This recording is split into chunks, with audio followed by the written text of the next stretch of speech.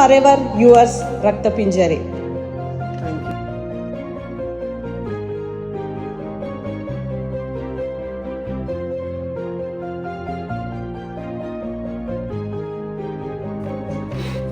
Okay, let me read it. Yes, చదివిగా చదువు బయటకి. Wow.